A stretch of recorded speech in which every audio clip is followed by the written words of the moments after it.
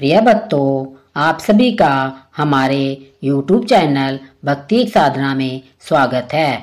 आज हम आपको इस वीडियो में कार्तिक मातम के 33वें अध्याय का पाठ सुनाने जा रहे हैं।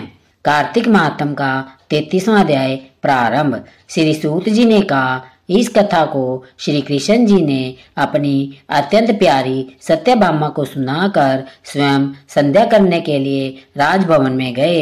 ऐसे मातम्य से युक्त संपूर्ण पाप विनाशक विष्णु भगवान को अतिशय प्रिय तथा मुक्ति भुक्ति प्रदान करने वाला कार्तिक मास कहा गया है। हरि जागरण, प्रातः काल में स्नान, तुलसी महारानी की पूजा, अंत में उद्यापन तथा कार्तिक में नित्य प्रति दीपदान, ये 5 कार्तिक मास के व्रत के आवश्यक कार्य है। इन 5 व्रतों को जो प्राणी पूरे कार्तिक मास भर करता है वह भुक्ति तथा मुक्ति दोनों फलों को प्राप्त करता है। ऋषिगणों ने कहा, विष्णु भगवान का प्रिय अधिक फल को देने वाला, शरीर के रोम रोम को प्रसन्न रखने वाला इतिहास पूर्वक कार्तिक मास का विचित्र मातम आपने कहा। मोक्ष की चाह करने वाले अथवा भोग के इच्छुक प्राणियों को अपने दुख विनाश के लिए कार्तिक मास का व्रत अवश्य करना चाहिए। जैसा आपने कहा है कि यदि कार्तिक व्रती किसी संकट में फंस गया हो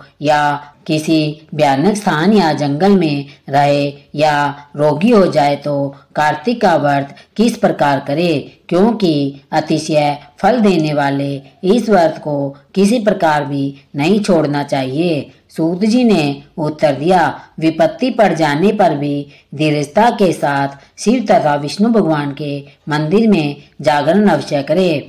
इन मंदिरों के न रहने पर किसी भी देवता का मंदिर हो उसमें जागरण करे। गहन जंगल में अथवा किसी प्रकार की आपत्ति आ जाने पर पीपल के वृक्ष के नीचे अथवा तुलसी के वन में जागरण करे। विष्णु भगवान के पास विष्णु के निमित्त कीर्तन करे।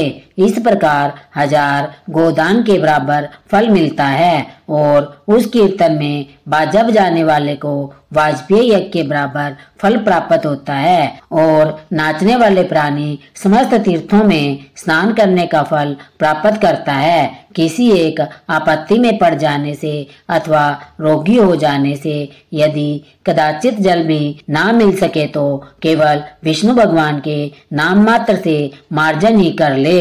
यदि उद्यापन की विधि न कर सके तो व्रत की पूर्ति के लिए ब्राह्मणों को भोजन मात्र करा देवे, क्योंकि अलक्षित रूप विष्णु भगवान के लक्षित स्वरूप ब्राह्मण ही है। इनकी प्रसन्नता से सदा विष्णु भगवान निसंदेह प्रसन्न रहते हैं। यदि दीपदान भी न कर सके तो दूसरों के दिए हुए दीपक की वायु आदि से खूब सावधानी के साथ रक्षा करे और तुलसी महारानी के अभाव में वैष्णव ब्राह्मण का पूजन करे, क्योंकि विष्णु भगवान सर्वदा भक्तों के समीप ही रहते हैं। इन सबों के न होने पर भी व्रती ब्राह्मण गो, पीपल और वट के वृक्ष की श्रद्धा से सेवा करे।